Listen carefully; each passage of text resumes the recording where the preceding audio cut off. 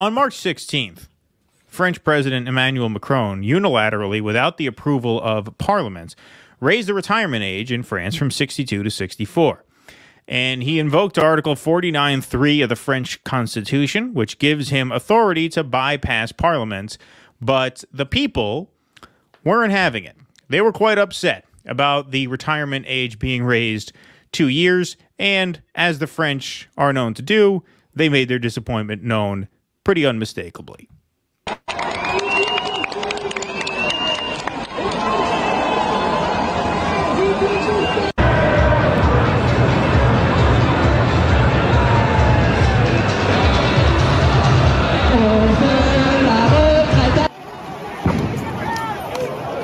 clashes with the police here.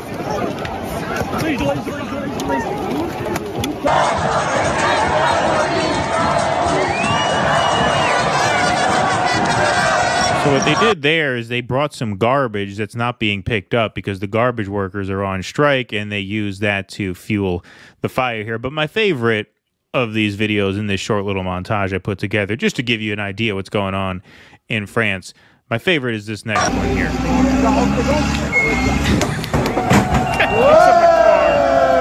And drops it into a fire. You know, it just shows you how propagandized we are here in the United States, because the stereotype is that French people are a bunch of soft pussies. But every time the government does something they don't like, they seem to get pretty hardcore. You know what? I think that's a later stereotype, though, because you look at like these old movies and cartoons, and the stereotype is like the big French lumberjack. All right, yeah, that's the hairy chet, you know? Yeah, like Jacques. Right. So I think that came later when they started making like really good movies.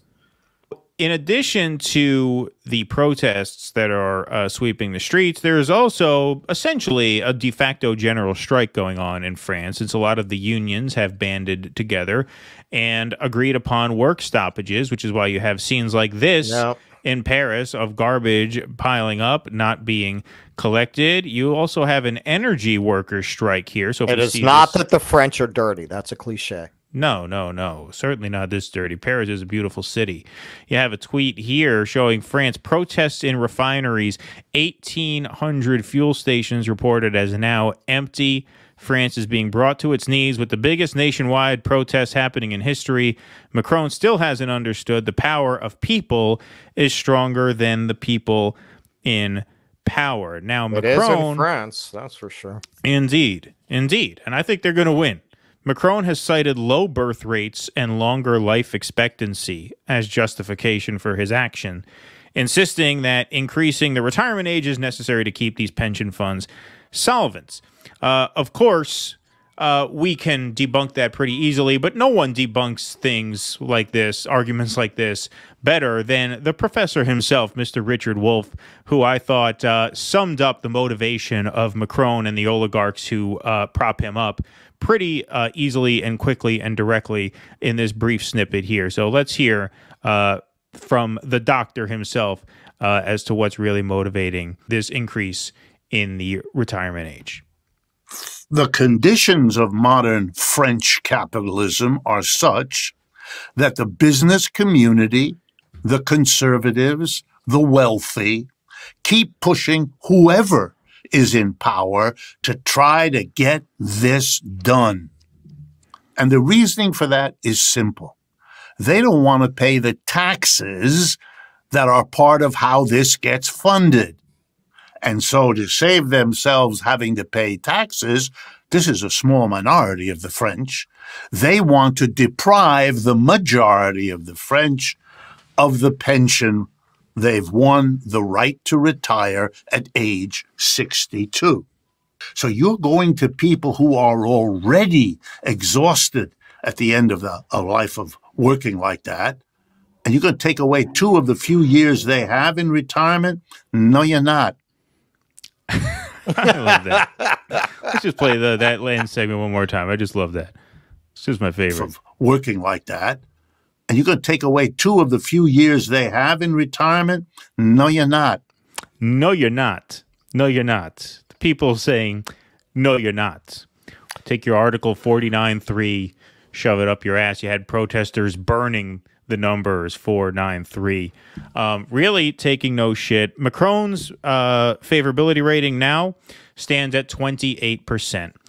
And I have to tell you, you know, as much as I am obviously 100% in favor of these protests that are happening right now, this is the frustrating part. This is that frustrating divide between popular will and electoral politics. Because you look at a guy like Emmanuel Macron, they just had an election last year where they had the, you know, far-right candidate, Marine Le Pen, and then they had Mélenchon, I forget his first name just flew out of my mind, who was like the Bernie-type candidate in the race. Yep. And you look at a guy like this, a filthy bankster pig like this, and you think, how do you elect these people? How do you go into a voting booth and vote for these people? There's a longer life expectancy, so we have to raise the retirement age. Now, of course, that might begin to make some sort of sense were it not for this other fact that you notice doesn't get mentioned here. Yes, people are living longer than they ever have. It's also true that rich people and corporations are making more money than they ever have. Corporate profits are higher than they've ever been.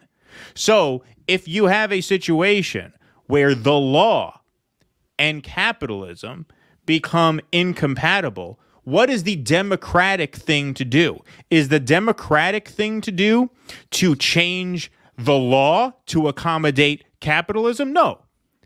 The democratic response is to adjust capitalism to accommodate the law, because the law is the expression of the popular will of the people. This is why I say over and over again that capitalism is, of course, inherently anti-democratic. It is at odds with democracy. You have a situation here where the obvious solution is to raise taxes to fund pensions. That's what Richard Wolff said. The majority of people want to retire at 62 like they do now. The majority of people should not have to give another 2 years of their life to their job because they're living longer. If the majority of people are working, by the way, worker productivity has increased, which he goes on to say in that video, which means he's making the corporations and the rich people even more money. Then the obvious solution is for them to kick in a little more money to get the pensions paid.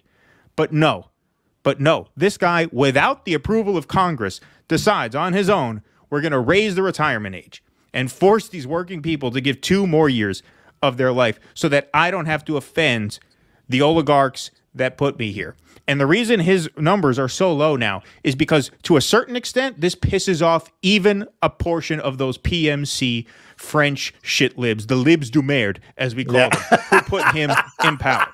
Because even if you don't have a real job, even if you are a consultant, right, one of these paper pushers, right, one of these numbers crunchers sits on their, laptop in an air-conditioned office all day and then lectures the working class about how hard they work and how they shouldn't have to pay any of their money, right, to, improve the lives of everybody, right? And how they don't want to do that progressive shit for they 2 are. years, right? And socially progressive policies, right? They get their virtue signals in. Even a lot of those people don't want to do that shit for 2 more years.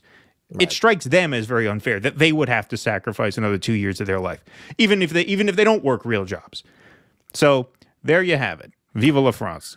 Well, I just started reading Thomas Frank's The People Know, which is a history of populism. And as Frank will, he's using this as a window into why elites turned it into a dirty word, why they turned it into a synonym for demagoguery. And when really it was a symbol of democracy, of egalitarianism. That's what it had been thought of at the beginning. And some of what he's recounting about the People's Party, the populists, is really fascinating because they were in a similar historical moment. They were in a moment where the railroad trusts had bought out the legislatures, where there was really no true democratic control of the people over the system. And they formed their party by uniting farmers and the urban workers. And they very openly stated that they had common cause. They didn't do what a lot of the left does today and shun the rural people, right? They understood that you need both of those people working together if you have any chance of overthrowing this system. Something else Frank says that I found very relevant to our times. They stayed off social issues. The social issue of the time was temperance. And a lot of people who were attracted to the Populist Party actually were teetotalers. They didn't get into that. They stayed off it because it's divisive to uniting the working class. And I know some people might reflexively say, yes, but it was white people. No, they were way ahead of their time in giving these lengthy speeches about how the black person's labor is equal to the white person's labor. They suffer the same way that we suffer. We're all a common working class. They had women in leadership, and a lot of their ideas did wind up coming to fruition, like fiat money going off the gold standard. That's too complicated to get into, but that was one of their demands. That's what we have now. But the way that they approached it was also they would go into states where Democrats were in charge and they would align with Republicans to get them out and vice versa. They would go into the other states. They would just kind of play the angles of however they could take power. Now, is that possible today? Of course, back then, they hadn't created all of these laws to make sure you can't do that today. It's much harder now than when they did it. But I feel like another element of it, as I read through this, I feel almost like with the left and the right, it's like the principles that were the populist principles, which Frank in the book makes the point that these have remained. You have these periodic populist uprisings, and the enemies are always the same: bankers, corporations, elites. It's always the same enemies, whether it's right-wing populism, left-wing populism. It's always fighting against those. And he talks about how, this is a certain tradition of elite democracy is what they believe in, right? What the liberals believe in, basically, right. that a certain number of enlightened elites should really run things, and the people should just kind of let them, right? You can vote for Hillary, or you can vote for Mitt Romney, right? Like that should be the range of your options. Let them handle it. And when you let the people really have democracy, all hell breaks loose and we can't have this. It almost feels like ideologically our landscape now is like a taffy factory of the People's Party principles from 100 years ago exploded and sent fragments of their ideology everywhere. And that's a big part of why it's hard to figure out where to go right now politically, because parts of it are on what we call the right, parts of this ideology are on what we call the left. It all got blown to pieces and scattered around so many different ideas and movements that it's very difficult to bring together a diverse working class movement to fight these people. And I feel like that's by design.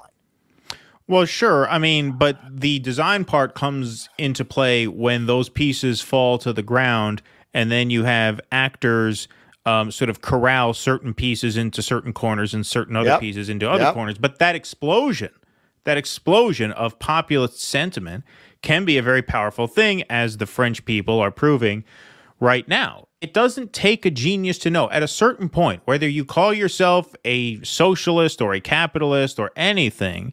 Obviously, I'm more on the socialist side of things. Some in our audience are not. That's fine. Whatever you call yourself, it is not difficult to understand that when you have a situation in which, as Bernie always harped on, and I know people made fun of him for harping on this, but I'm sorry, if you don't understand the defining problem of our time, that 90% of all new wealth goes to the top 1% of earners, like, I'm sorry, you can give him a hard time for harping on that, but that is the main problem. It's very obvious that's the main problem. You cannot have a functioning economy, or I would argue a functioning democracy, under those circumstances. People understand there is plenty of money to go around, and that money is being hoarded by a handful of scumbags.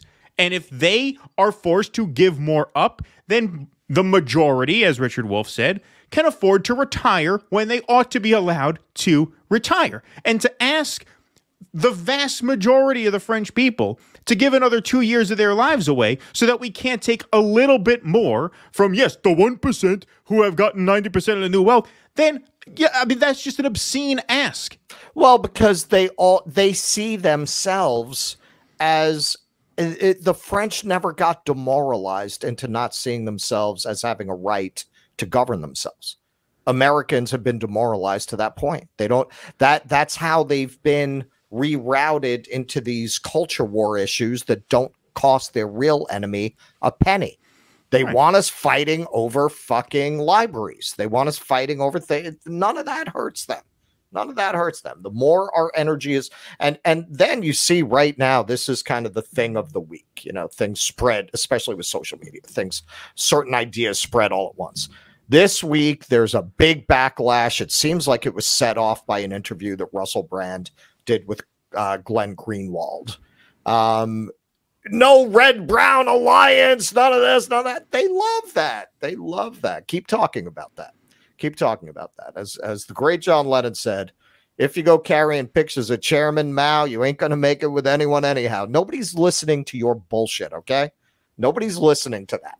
Your lengthy dissertations about Marx. I come from the working class. Unlike most of you, I promise you, they're not interested. They're not interested. You don't know people like that. You don't relate to people like that. You don't know how to communicate to people like that. If you did, you would not have this fantasy that you're going to sit down and start lecturing those people on dialectical materialism and win them over to your side. That's not going to happen. It's not going to go down like that.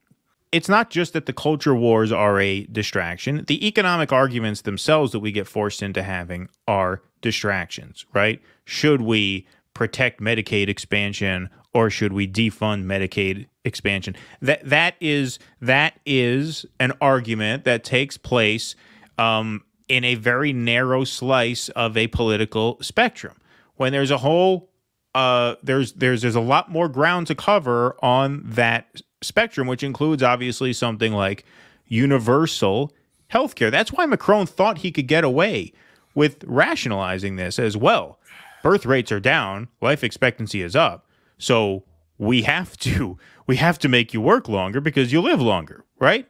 That only makes sense. The only world in which that makes sense is a world in which market imperatives, capitalist imperatives, are inescapable and unchangeable. That's the only world in which that makes any rational sense. Because once you step outside the boundaries of what you're allowed to think, according to a lot of, center left and center right figures, you ask the question, well, wait a minute. Why are the years, why is the time of millions and millions of people worth less than the earnings of the upper class? Right. Why is that worth less? The only context in which that is worth less is a context in which capitalism, neoliberalism, is permanent. Because neoliberalism, under that, the market dictates all. There is ultimate deference to the market. Therefore, some person's money is worth more than a million people's time. Because time is only used to exchange for money. Right? So if you're not using that time to generate money, then you're wasting it, according to the neoliberal model. And so why should you have those extra 2 years to waste if you're going to live 2 years longer on the end? You have to make up for that. You owe it to the market to make up for that. You don't owe it to the market to do fucking anything. You don't owe the market a goddamn thing.